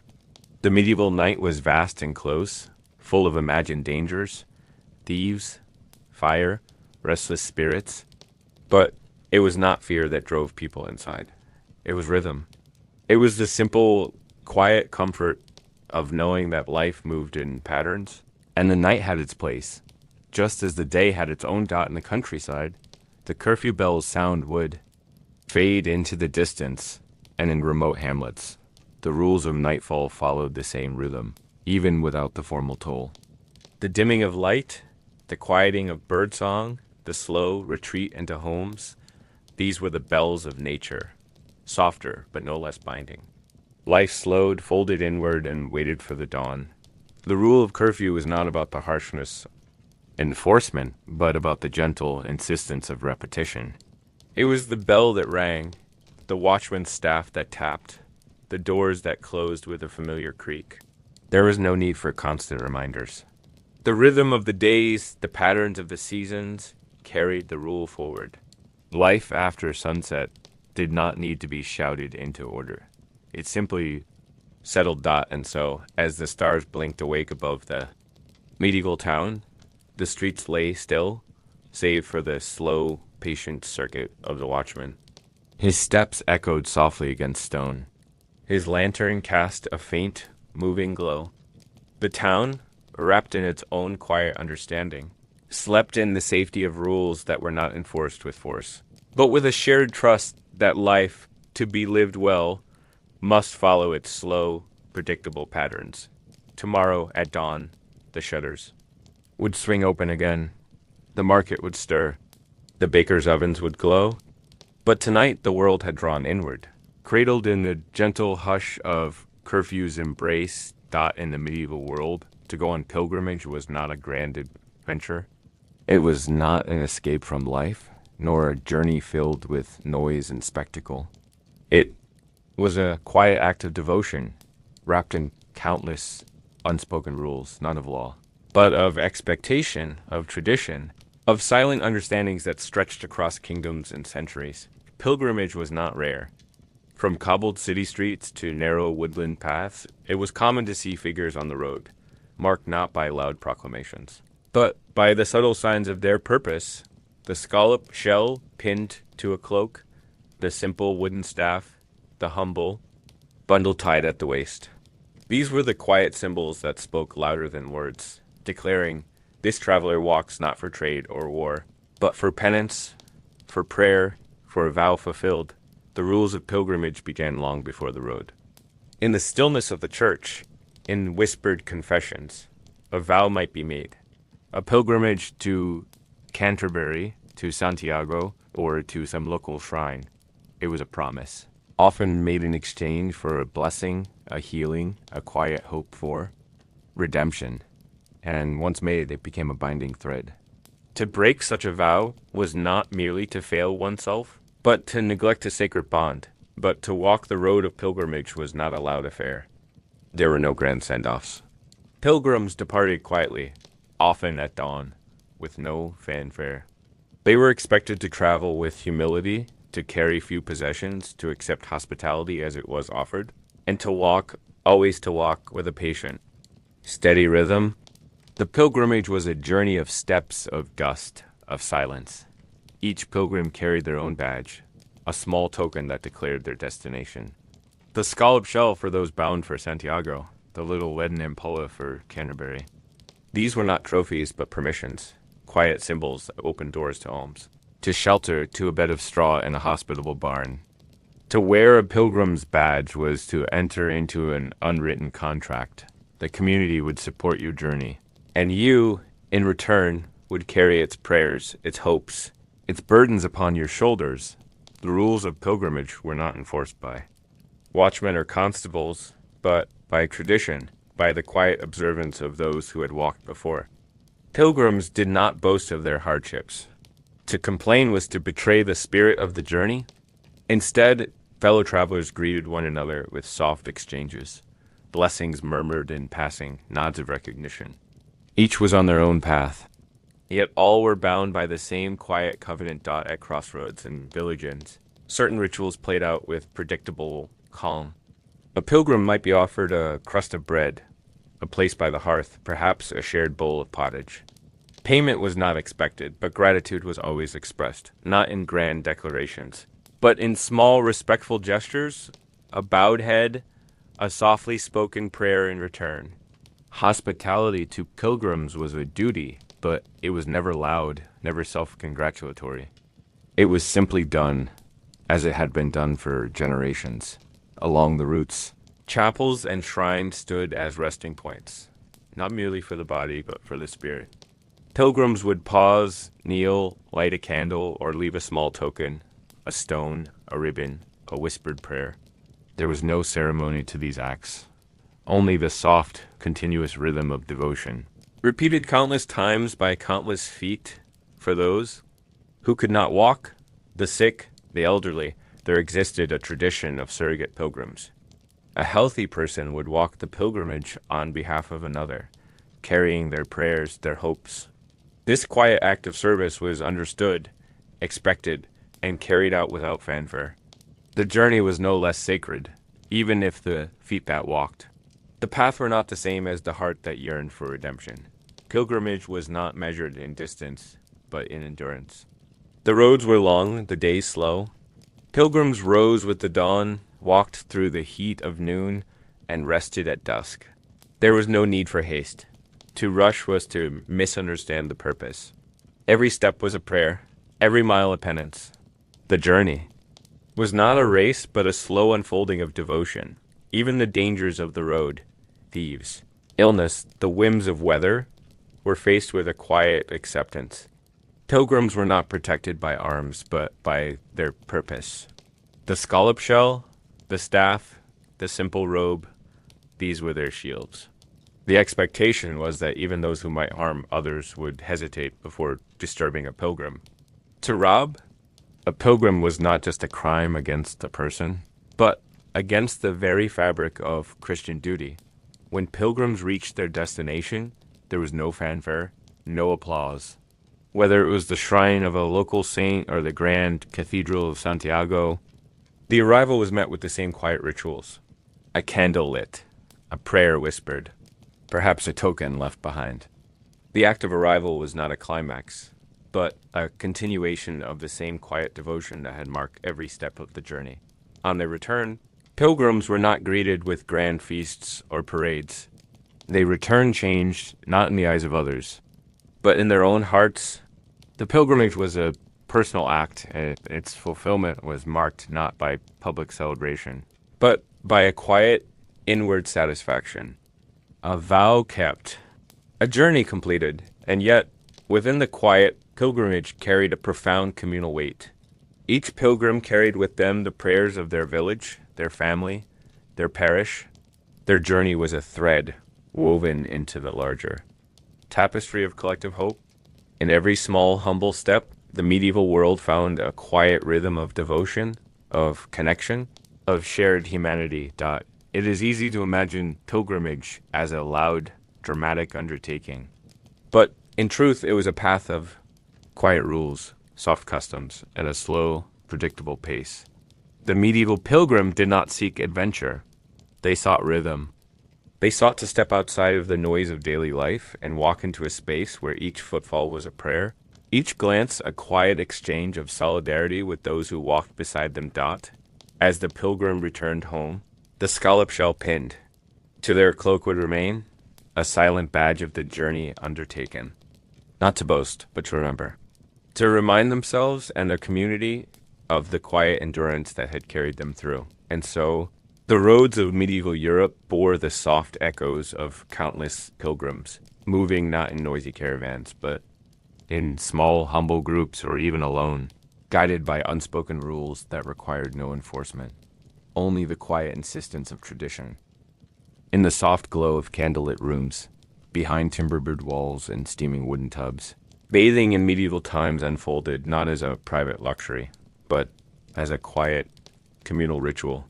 It was an act governed not by indulgence, but by rhythm, etiquette, and an intricate web of unspoken rules that touched every splash of water, every folded towel, every soft word exchanged beneath the drifting clouds of steam out to us. Bathing is a solitary escape, enclosed within locked doors and silent bathrooms. But in the medieval world, it was something far different, a social practice, often performed in the company of others, governed by customs that were as much about order and propriety as they were about cleanliness. The public bathhouse, known as the stew, was not a place of raucous noise or careless abandon. It was a place where people moved with quiet understanding, where each gesture, each step into warm water was wrapped in the soft fabric of tradition. Bathhouses were often found at the heart of towns and cities, their presence as essential as the marketplace or the church. They were simple structures, low-roofed, their walls absorbing the constant breath of steam, the wooden floors, slick with the slow seep of water. Inside, the atmosphere was hushed, softened by the ever-present fog of warmth that blurred edges and softened voices. Bathing was rarely a daily affair. For many, it was a weekly ritual, sometimes less frequent, sometimes aligned with religious observances or market days. The rhythm of when one bathed was shaped by custom, not convenience. And when that time arrived, the experience unfolded in its familiar, gentle order. The rules began at the entrance. A polite nod to the bathkeeper, a quiet exchange of payment, often a modest fee, sometimes a barter of goods or services. The bathkeeper was the guardian of this space, ensuring that its rhythms remained undisturbed. They oversaw the heating of water, the distribution of linen towels, the maintenance of decorum within these misted walls. Bathing was a layered process unfolding slowly, predictably. First came the outer garments, carefully unfastened and placed. Aside, not hurried, but folded with care. There was an etiquette even in undressing, a modesty not in isolation, but in manner. One did not gawk, nor did one boast. To disrobe was not to expose, but to prepare for the simple, necessary act of washing got within the baths. People found themselves in quiet company. Men and women often bathed separately, though in some regions and times, mixed bathing was not uncommon. Yet even in these shared spaces, propriety remained. Conversation was kept soft, movements unhurried. The bath was a space of cleansing, but also of reflection, a small escape from the noise of daily labor. The water itself was drawn and warmed with care. Wooden tubs lined the bathhouse, filled and refilled as needed. There were no showers, no torrents of cascading water. Instead, bathing was a slower process. A ladle dipped gently, water poured over shoulders, the soft hiss of steam rising. Those with means might bring scented herbs or oils, infusing the air with faint hints of lavender, rosemary, but even these indulgences were practiced quietly. Shared sparingly got in many bathhouses. Private stalls were available, simple. Partitions that offered a modest separation from the larger room. Yet, even here, the sense of solitude was partial. The baths were communal, and even in privacy, one bathed with the knowledge of others nearby. Each following the same slow rituals, linen towels were provided, not fluffy and thick as we know them, but simple, coarse cloths gently warmed by the bathkeeper. The act of drying was itself a quiet, methodical process. No hurried rubbing, no splashing. Just a slow, soft pressing, a careful patting away of moisture. As one prepared to re-enter the world beyond the bathhouse walls, there were rules, spoken and unspoken, about who bathed when. The nobleman did not share a tub with the common laborer. Guilds might arrange bathing times for their members. Women would bathe in the afternoons, while men gathered in the evenings. These rhythms were observed without question, not because of rigid enforcement, but because they had always been so. To stray from them would be to disrupt the slow, expected flow of life. For the poor, access to baths was not always guaranteed. But communities often provided times when the bathhouse opened its doors to all, regardless of coin. These were known as common days, when the rules of social division softened, if only slightly, and the bathhouse filled with a soft murmur of shared presence. Despite modern myths, medieval people were not strangers to cleanliness. Bathing was recognized as a necessity, not merely for health, but for dignity. Yet, it was never a hurried affair. It was an event that unfolded within its own sacred space of time, its own soft boundaries of behavior, beyond the bathhouses. In noble households, bathing was a more private, but no less ritualized event. Servants would prepare wooden tubs, heated stones would warm the water, linen screens would be erected for modesty. Yet, even in the solitude of a lord's chamber, the act of bathing retained its quiet, deliberate rhythm. Water was scarce, heating was laborious, and thus every bath was approached with reverence, with a slowness that made each splash, each ripple, a small, cherished moment. There were also rules about what could and could not be done in the baths. Eating was frowned upon. Loud laughter, singing, shouting, all gently discouraged by the bathkeeper's presence. The bathhouse was a space of calm, of soft exchanges. Even when bathhouses took on the role of social hubs, where business might be discussed or song softly sung, the overall tone remained subdued, wrapped in the ever-present hush of steam and water dot in colder months, when the outside air bit sharply. At the skin, the bathhouse became a small haven of warmth. Yet it was understood that one did not linger over long. Time in the baths was to be shared, respected. To overstay was to disrupt the balance. Once washed, dried, and dressed, the bather would nod once more to the bathkeeper, offer thanks, and step back into the cool embrace of the world outside. Even the act of leaving was part of the rhythm. Hair damp, skin tingling from warmth, garments slowly absorbing the residual moisture. A return to daily life that felt softer, gentler for the brief, quiet indulgence of having been washed, not in solitude, but in a shared, ordered space. Of the BATHHAOUSC bathing in the medieval world was not about luxury. It was about rhythm, about order, about the slow, shared understanding that cleanliness was not an isolated act, but a communal ritual observed quietly, predictably, and with a reverence that modern life rarely recalls as evening bells tolled. Signaling the close of the bathhouse doors, life outside resumed its pace. But within those walls, the air still held the faint scent of lavender and steam, and the soft echoes of footsteps on wet wood, a testament to a ritual that had unfolded as it always did. Without spectacle, without disruption, as predictable. As soothing as the tides in the cold hush of a stone hall beneath the high beams of a timber-bird ceiling, the ceremony of fealty would begin. It was not loud. There were no cheering crowds, no fanfare of trumpets.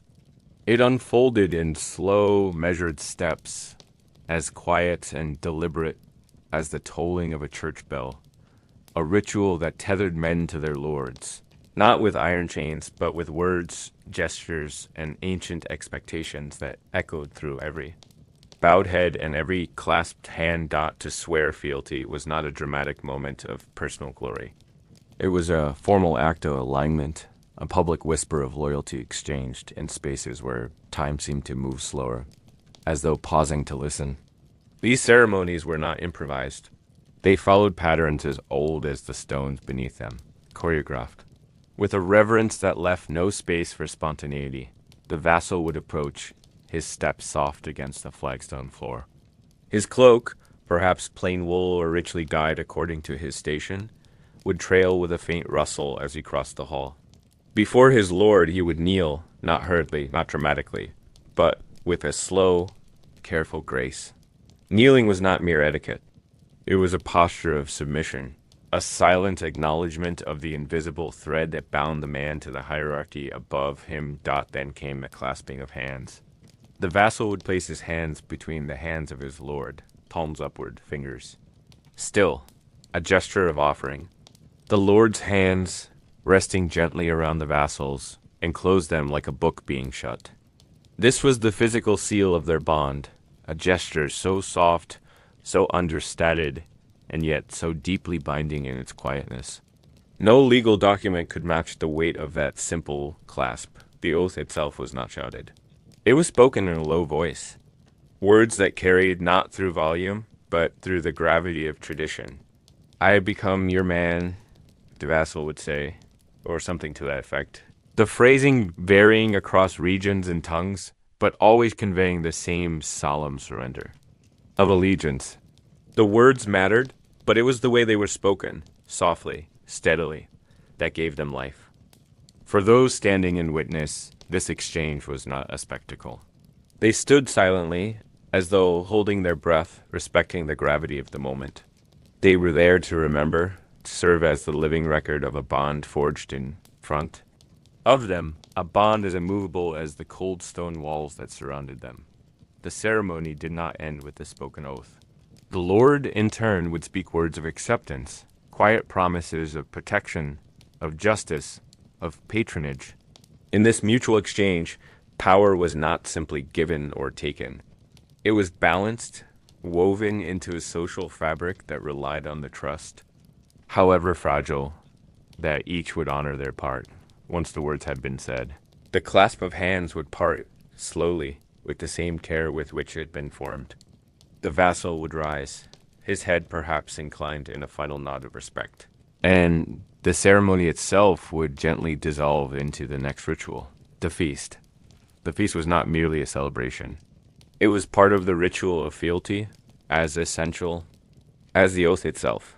Within the hall, long tables would be set with trenchers of bread, bowls of pottage, platters of meats and fish, and cups of ale.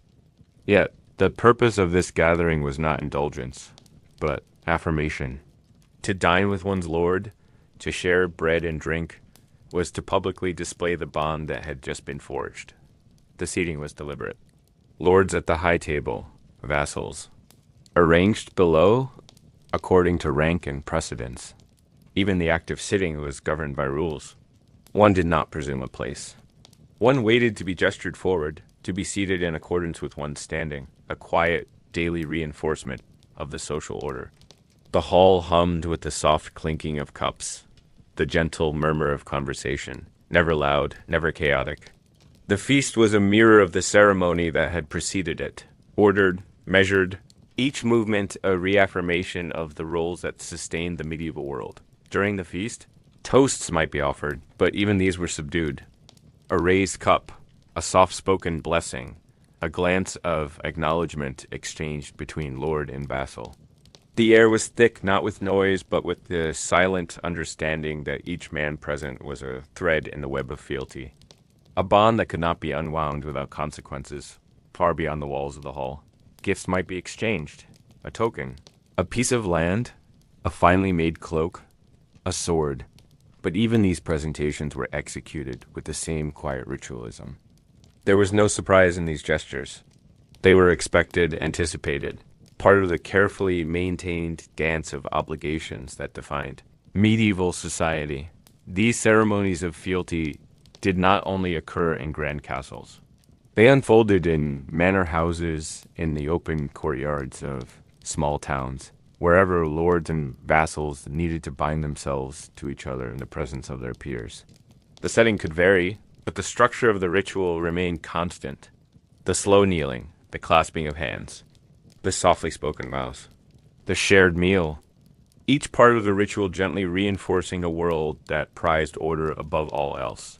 Fealty was not an agreement made in haste. Once spoken, the oath was a living contract, binding not only the men who had exchanged it, but their heirs, their households, their lands. It was a promise that echoed far beyond the walls of the hall, into the fields, into the villages, into the rhythms of daily life. It was fealty that ensured the knight rode to battle, that the peasant paid his dues, that the miller ground the lord's grain. It was the quiet glue that held the medieval world together, stitch by careful stitch. Breach of fealty, then, was not merely personal betrayal. It was a tear in the social fabric, an offense that echoed through households and territories. Yet, even when bonds of loyalty were tested, the rituals remained. The slow, careful oaths, the kneelings, the feasts. These were the threads the medieval world returned to, time and again, to mend what was strained, to reaffirm what was fraying.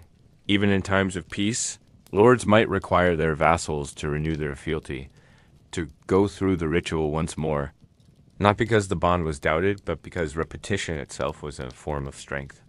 By kneeling once more, by speaking the same words, by sharing the same meal, the bond was not only remembered, it was relived.